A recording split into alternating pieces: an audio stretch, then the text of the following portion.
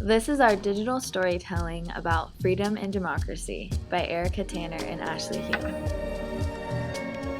Classroom rules. It is important for a classroom to have rules that students follow. For a democratic classroom, the students might create and come up with the rules, but they are still required to follow them. Classroom management. In another classroom, teachers would impose their own beliefs of management, but in a democratic classroom, students might be responsible for their own behavior. For example, this is a stoplight management tool where students move their clothespins with their name on it, depending on their behavior. This would teach students how to be responsible for their own behavior.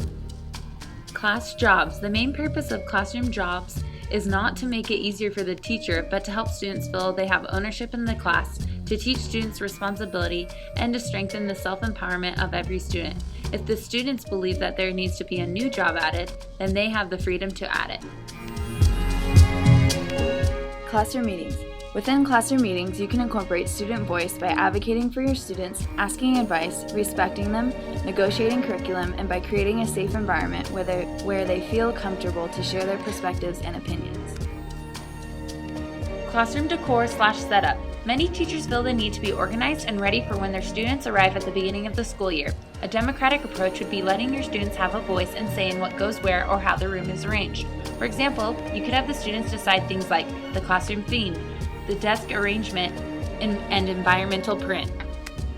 Social behaviors. There are many democratic practices that students can participate in, i.e. bucket fillers, blogs, classroom Facebook page, etc. Yet in order for these to be successful, students need to have a social understanding of how to be respectful to others.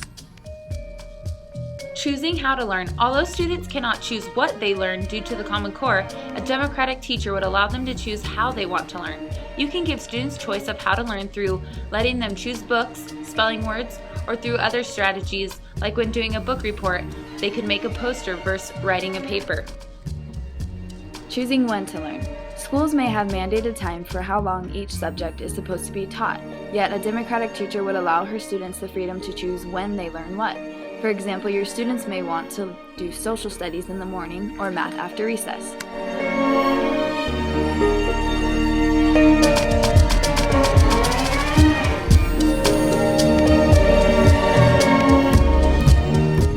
Classroom rules. It is important for a classroom to have rules that students follow.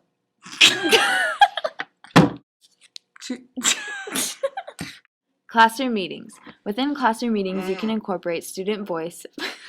I'm like,